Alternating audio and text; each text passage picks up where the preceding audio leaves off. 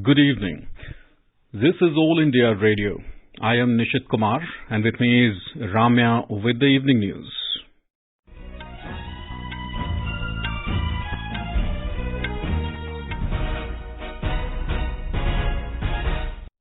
The headlines. Prime Minister Narendra Modi says women lead India's dairy cooperatives, production higher than combined value of wheat and rice. Varanasi court rules Gyanvapi Shringar Gauri case maintainable. Union Minister Nitin Gadkari calls US investors to invest in roads and highways projects in India. Per capita government spending on healthcare increases by 74% since 2013 and 14. E-auction of 10 commercial coal mines to begin tomorrow. Prime Minister to attend SCO summit in Uzbekistan on the 15th and 16th of this month. Issues of regional and global importance are expected to be discussed in the summit. UNICEF decides to set up mobile classes for quake-hit children in southeast Afghanistan. BCCI announces Indian squad for T20 World Cup 2022. Jasprit Bumrah and Harshal Patel to return. And in football, India enters the final of the SAF Under-17 Championships in Colombo.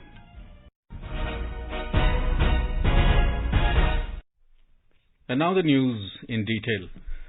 Prime Minister Narendra Modi today said women are the real leaders of India's dairy sector and have a 70% representation in the workforce. Inaugurating the International Dairy Federation World Dairy Summit 2022 in Greater Noida, the Prime Minister highlighted the power of women in the dairy sector. He said, at more than 8.5 lakh crore rupees, the value of dairy sector is more than the combined value of wheat and rice, and this is all driven by the women power of India. Bharat के dairy sector की unit ने women power 70% workforce का प्रतिनिधित्व करती है। भारत के dairy sector की असली कर्णधार विमेन्स है। इतना ही नहीं, भारत के डेयरी कोऑपरेटिव में भी 1/3 से ज्यादा सदस्य महिलाएं ही हैं। आप अंदाजा लगा सकते हैं, भारत में जो डेयरी सेक्टर 8.5 लाख करोड़ रुपए का है, जिसकी वैल्यू धान और गेहूं के कुल प्रोडक्शन से भी ज्यादा है, उसकी ड्राइविंग फोर्स भारत के ग्रामीण क्षेत्र में रहने वाली महिलाएं हैं, हमारी माताएं हैं, हमारी बेटियां हैं. The Prime Minister said the country is building the largest database of dairy animals and every animal associated with the dairy sector is being tagged. He said India has become the largest producer of dairy products in the world due to the collective efforts of the small-scale dairy farmers. He said in 2014, India produced 146 million tons of milk and now it has increased to 210 million tons, which is an increase of about 44%. Bharat में dairy sector की असली ताकत छोटे किसान है। Mass production से ज्यादा production by masses की है। भारत में डेयरी सेक्टर से जुड़े अधिकांश किसानों के पास या तो एक पशु है, 2 है या 3 पशु है। इन्हीं छोटे किसानों के परिश्रम और उनके पशुधन की वजह से आज भारत पूरे विश्व में सबसे ज्यादा दुग्ध उत्पादन करने वाला देश है. The Prime Minister said the potential of the dairy sector not only gives impetus to the rural economy, but it is also a major source of livelihood for crores of people across the world. Mr. Modi highlighted that government's focus is to develop a balanced dairy ecosystem. Mr. Modi said the digital revolution witnessed in India has also reached the dairy sector. He said digital payment system developed for India's dairy sector can help farmers across the world. Bharat में हो रही digital क्रांति की वजह से dairy sector में ज्यादातर लेन then बहुत तेजी गति से होने लगी है. भारत की डेयरी कोऑपरेटिव्स की स्टडी, उनके बारे में जानकारी, डेयरी सेक्टर में डेवलप किया गया डिजिटल पेमेंट सिस्टम दुनिया के बहुत से देशों के किसानों के बहुत काम आ सकता है. The Prime Minister said India is engaged in developing technologies of biometric authentication of the dairy animals, namely Pashu Aadhaar, to enhance the production in the dairy sector. He said in the last few years, lumpy skin disease has been a threat to the cattle and a vaccine has been prepared for this disease indigenously to safeguard their lives. Mr. Modi said plastic has become a menace for cattle and government is committed to remove single-use plastic. He said by 2025, foot and mouth disease vaccination will be provided to all dairy animals. The Prime Minister said monoculture is not the only solution in farming and there is a need for diversity. He added that this also applies to animal husbandry. The Prime Minister said that's why today in India attention is being paid to both indigenous breeds and hybrid breeds. He said Gobardhan Yojana is an example of dairy sector development. The 4-day-long summit is a congregation of global and Indian dairy stakeholders, including industry leaders, experts, farmers and policy planners, centering around the theme of dairy for nutrition and livelihood. Around 1,500 participants from 50 countries are participating in the summit.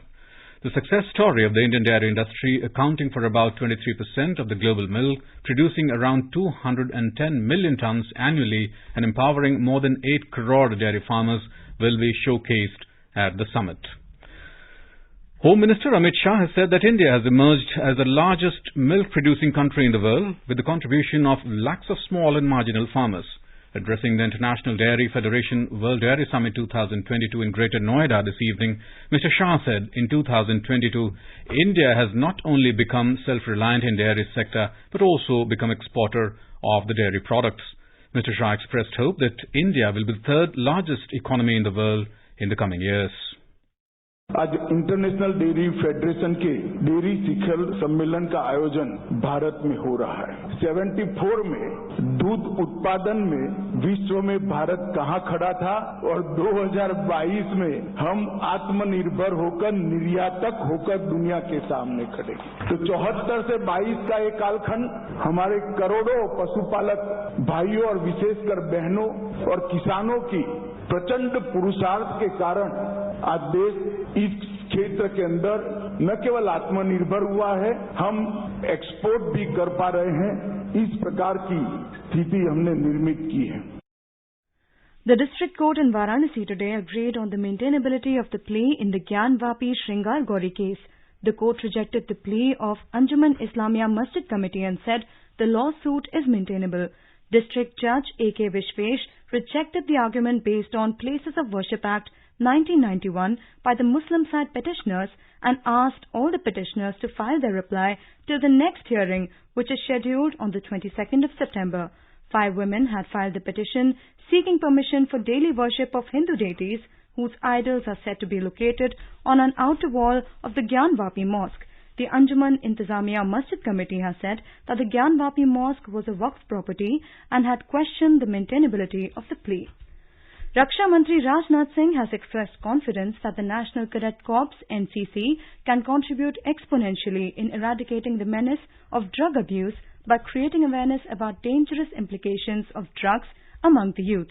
Addressing an interaction with NCC cadets event under the Nasha Mukt Bharat Abhiyan in New Delhi this evening, Mr. Singh said the NCC has been contributing immensely in India's journey of development for many years and their selfless efforts in the fight against COVID-19 pandemic have earned them high respect. Road Transport and Highways Minister Nitin Gadkari has called investors from the United States to come forward and invest in roads and highway projects in India. Mr. Gadkari also termed the US and India partnership as a natural one and said they have to contribute for mutual growth. Inaugurating the 19th Indo-US Economic Summit virtually today, Mr. Gadkari said the theme chosen this year, the new agenda for the next 25 years, will set the roadmap for strengthening the India-US relations. The minister said the government is investing $1.4 trillion in infrastructure development through the National Infrastructure Pipeline, and the road sector will account for 19% of this capital expenditure over the period of 2019 to 2025. The per capita government spending on healthcare has increased by 74% since 2013-14. As per the National Health Accounts Estimates India 2018-19, the per capita government spending in 2013-14 was 1,042 rupees, which has increased to 1,815 rupees. It said the government share in the overall spending on health in the country is increasing steadily. The government's share in the current health expenditure has increased from 23.2% in 2013-14 to 34.5% in 2018-19. All India Institute of Ayurveda, AIIA, has launched Ayurveda Day 2022 program. The 6-week-long program will continue till the 23rd of October. AIIA has been chosen as the nodal agency for driving the Ministry of Ayush's mandate for Ayurveda this year. The theme for the celebration is Har Din Har Ghar Ayurveda. The Ministry of Ayush celebrates Ayurveda every year on Dhanvantri Jayanti, and this year it will be celebrated on the 23rd of October. Participating in the event virtually, Union Minister for Ayush Sarbanand Sonowal said the theme Har Din Har Ghar Ayurveda stresses on creating awareness of Ayurveda for holistic health in every household. India's COVID vaccination coverage has exceeded 215 crore 26 lakhs so far. More than 4 crore adolescents have been administered with the first dose of vaccine till now. The Union Health Ministry said the active caseload currently stands at over 47,000. India's recovery rate stands at 98.71%. E-auction of 10 commercial coal mines will start tomorrow. The Ministry of Coal had invited bids for coal mines for commercial coal mining. It said e-auction for 8 coal mines will be conducted tomorrow and for 2 coal mines on Wednesday. The Index of Industrial Production, IIP, grew by 2.4% in July against 11.5% in the same period last year. According to the Ministry of Statistics and Program Implementation data released today, the manufacturing sector's output grew 3.2% in July 2022. The mining output contracted 3.3%, while power generation increased 2.3% during the reported period.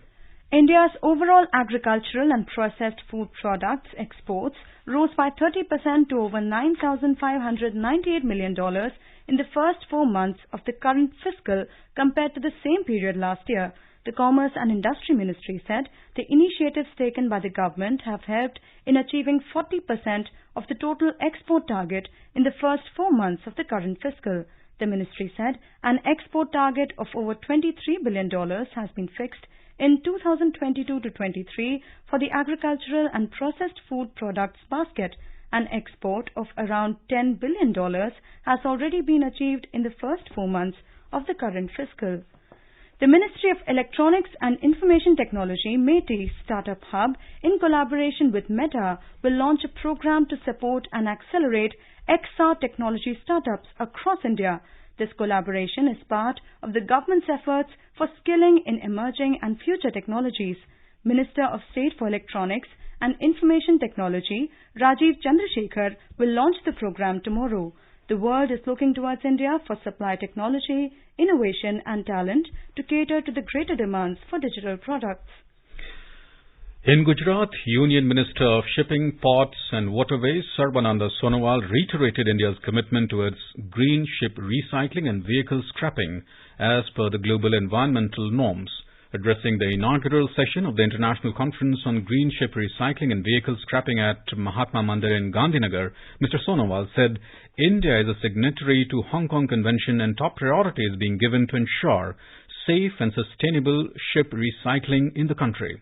Calling Gujarat a business gateway of India, Mr. Sonowal said 40% of India's cargo trade is carried out from the ports in Gujarat.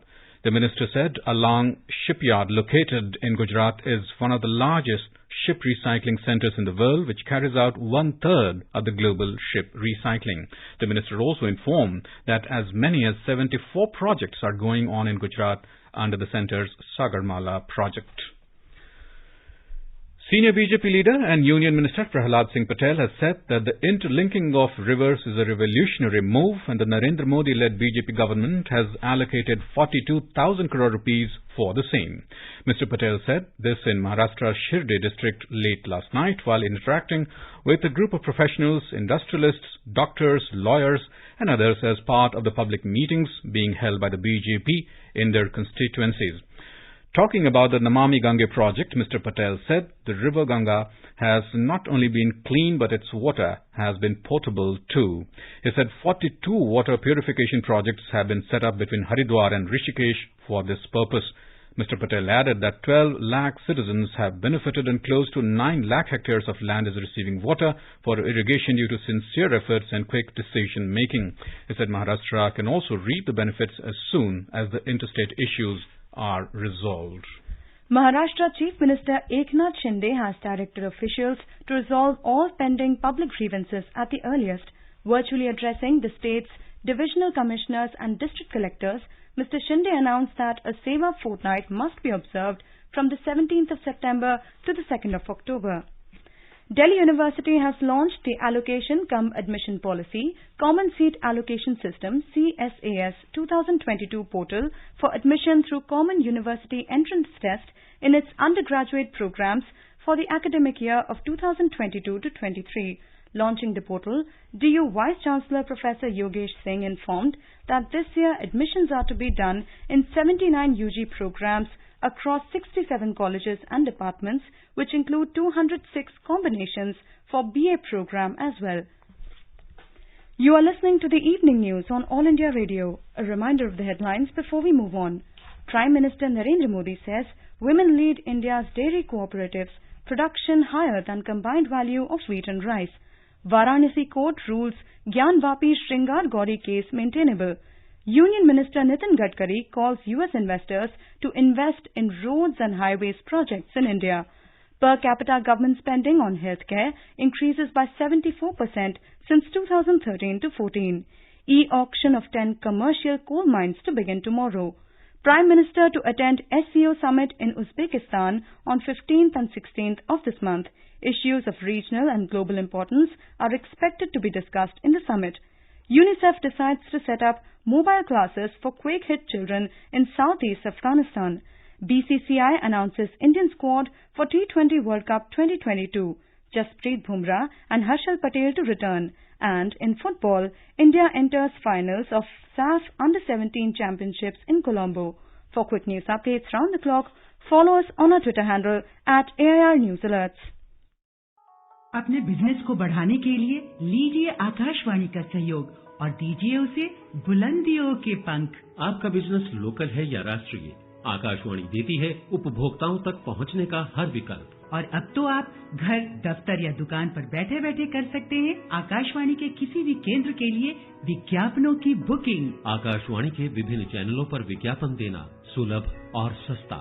Booking है तो संपर्क करें 8700014242 पर 8700014242। मुट्ठी भर अंग्रेज और हमारे विशाल देश पर राज करने का स्वप्न देखते हैं, पर हम इनके स्वप्न को चकनाचूर कर देंगे। निकल पड़े स्वाधीनता के पथ भाले, स्वतंत्रता संग्राम की सुनी अनसुनी कहानियों के साथ स्वराज हर रविवार रात 9 बजे डीडी नेशनल पर। Welcome back. You are tuned to the evening news on All India Radio. Prime Minister Narendra Modi will be on a two-day visit to Samarkand of Uzbekistan starting 15th of this month to attend the 22nd meeting of the Council of Heads of State of the Shanghai Cooperation Organization, SCO. Mr. Modi is visiting the country at the invitation of the President of Uzbekistan, Shavkat Mirziyoyev. The External Affairs Ministry said the SCO summit will be attended by leaders of the SCO member states, observer states, Secretary General of the SCO, Executive Director of the SCO Regional Anti-Terrorist Structure, President of Turkmenistan and others. During the summit, the leaders are expected to review the organization's activities over the past 2 decades and discuss the state and prospects of multilateral cooperation in future. Topical issues of regional and global importance are also expected to be discussed at the meeting. Prime Minister Modi is also likely to hold a few bilateral meetings on the sidelines of the summit. Minister for Europe and Foreign Affairs of France, Catherine Colonna, will reach India tomorrow on a 3-day official visit. During her stay in New Delhi, Ms. Khulona will hold talks with External Affairs Minister Dr. S. Jaishankar on Wednesday on bilateral, regional and international issues of mutual interest. On the next day, Ms. Khulona will travel to Mumbai and meet industry leaders.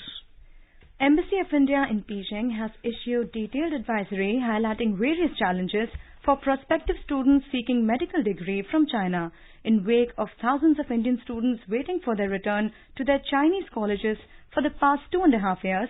The clarifying advisory was issued in response to several queries from prospective Indian students and their parents. The United Nations International Children's Emergency Fund, UNICEF, has decided to set up the mobile educational classes for children who lost their family members due to the devastating earthquakes of June that shook the southeastern provinces of Afghanistan. Prime Minister Narendra Modi has invited people to share their ideas and suggestions for his Mann Ki Baat program on All India Radio, which will be broadcast on the 25th of this month. It will be the 93rd episode of the monthly radio program. In a tweet, Mr. Modi said, Mann Ki Baat is enriched by diverse inputs and inspiring collective efforts across India, which have brought positive changes in society. He said he is looking forward to receive inputs from people for this month's episode. Prime Minister Narendra Modi has appreciated Clinathon organized at Juhu Beach in Mumbai. Sharing a tweet of Science and Technology Minister Dr. Jitendra Singh, Mr. Modi appreciated the people involved in the Clinathon. He said India is blessed with a long and beautiful coastline and it is important to focus on keeping coasts clean. Over the past 75 years since independence, India's largest public service broadcaster, All India Radio, has been the proverbial storyteller for 1.3 billion citizens across the country. All India Radio is celebrating 75 years of freedom with a series, Azad Bharat Ki Baat, Akashwani Ke Saath. It showcases the journey of India since independence in various walks of life through the storytelling of All India Radio.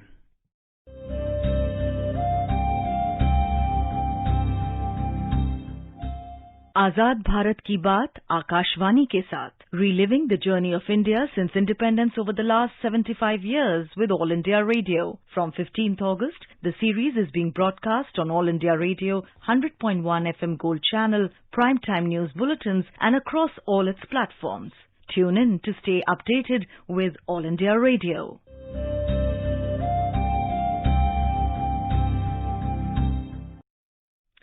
In today's episode, we bring you the story of Yellow Revolution in India.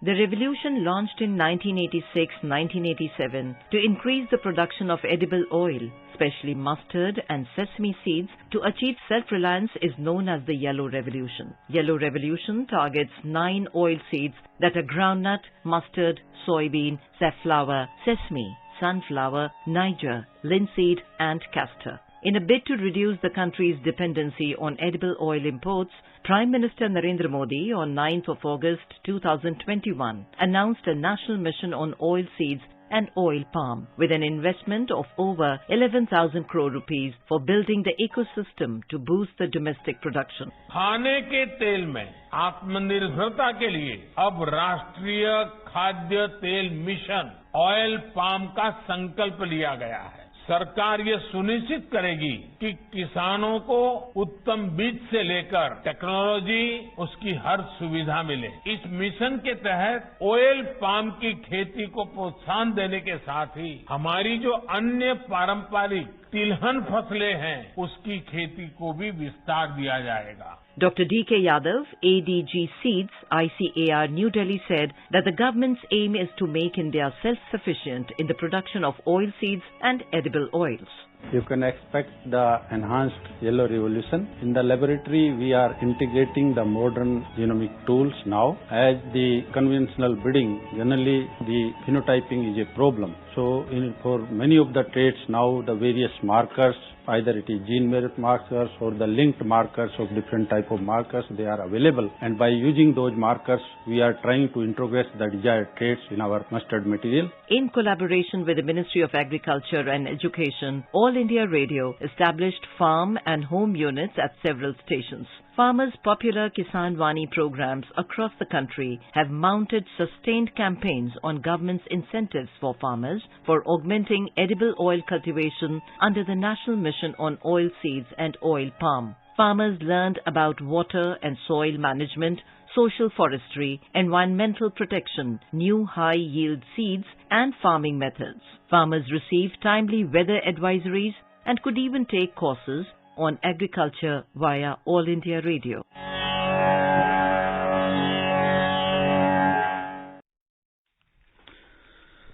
Ladakh Lieutenant Governor R.K. Mathur virtually inaugurated a 5-day Ladakh Screenwriters Fair in Leh today. Speaking on the occasion, Mr. Mathur said Ladakh technicians and content providers are familiar with the film industry. He said Ladakh has been a part of the industry with its natural, beautiful landscapes and culture. He appealed to the participants to gain the knowledge and guidance from the experts of the film industry to present Ladakh in the film media. The Board of Control for Cricket in India today met up to pick India's squads for the upcoming ICC Men's T20 World Cup in Australia and for the T20 International Series against Australia and South Africa at home. Pacers Jasprit Bumrah and Harshal Patel have made their return to the squad for the World Cup and for Australia and South Africa series. Pacers Mohammad Shami and Deepak Chahar have been included in the squad for T20 World Cup as standby players and also feature in squads for the 2 home series. In football, India has entered into the final of the SAF Under-17 Championship for the second year consecutively. In the semi-final played this evening at Racecourse International Stadium in Colombo, India defeated Bangladesh 2-1. India will now meet either Nepal or Sri Lanka in the summit clash. The Sensex and the Nifty today witnessed gains of more than 0.5%. A report from the business desk. The Sensex climbed 322 points to finish at 60,115. The Nifty surged 103 points to end at 17,936. In the forex market, the rupee appreciated 5 paisa against the US dollar. The domestic currency closed at 79 rupees and 53 paisa against the American unit. At the multi-commodity exchange, gold futures for October was trading at 50,660 rupees per 10 grams. Silver futures for December was trading at 57,025 rupees per kilogram when reports last came in, and global crude oil prices rose more than 0.5% amid tight supply struggling to meet demand. In intraday trade, Brent crude was trading at $93.60 per barrel. Anubha Rohatgi, AIR News. The India Meteorological Department IMD has warned of heavy rains in Gujarat, Maharashtra, West Bengal, Odisha, Telangana and Andhra Pradesh for the next 3 days. IMD Director General Mrutyunjay Mohapatra said Odisha is likely to witness more rainfall activities as a fresh cyclonic circulation is likely to brew over the Bay of Bengal around September 17 to 18. And now let us have a look at the weather forecast for tomorrow. The national capital Delhi is expected to have generally cloudy sky with light rain or drizzle. The minimum temperature will be 27 degrees Celsius while the maximum will be around 36 degrees. Mumbai will have partly cloudy sky with 1 or 2 spells of rain or thunder showers. The minimum temperature will be 25 degrees Celsius and the maximum will be around 31 degrees. Kolkata is expected to have generally cloudy sky with a few spells of rain or thunder showers. The minimum temperature will be 25 degrees and the maximum will be around 29 degrees. Chennai will have generally cloudy sky with light rain. The minimum temperature will be 26 degrees Celsius and the maximum will be around 35 degrees. Srinagar, Jammu and Muzaffarabad are expected to have mainly clear sky. The temperature in Srinagar will be between 15 and 28 degrees Celsius. In Jammu, temperature will hover between 22 and 33 degrees Celsius, while it will be 20 and 34 degrees Celsius in Muzaffarabad. Leh and Gilgit will have partly cloudy sky. The minimum temperature in Leh will be 11 degrees Celsius and the maximum will be around 24 degrees, while Gilgit will have temperature between 15 and 34 degrees Celsius. In the south, Hyderabad, Thiruvananthapuram and Bengaluru will have generally cloudy skies with 1 or 2 spells of rain or thunder showers. And now, before we end the bulletin, the headlines once again. Prime Minister Narendra Modi says women lead India's dairy cooperatives, production higher than combined value of wheat and rice. Varanasi court rules Gyanvapi Shringar Gauri case maintainable. Union Minister Nitin Gadkari calls US investors to invest in roads and highways projects in India. Per capita government spending on healthcare increases by 74% since 2013-14. E-auction of 10 commercial coal mines to begin tomorrow. Prime Minister to attend SCO summit in Uzbekistan on the 15th and 16th of this month. Issues of regional and global importance are expected to be discussed in the summit. UNICEF decides to set up mobile classes for quick-hit children in southeast Afghanistan. BCCI announces Indian squad for T20 World Cup 2022. Jasprit Bumrah and Harshal Patel to return. And in football, India enters the final of the SAF Under-17 Championships in Colombo. And with that, we end the evening news. Good night.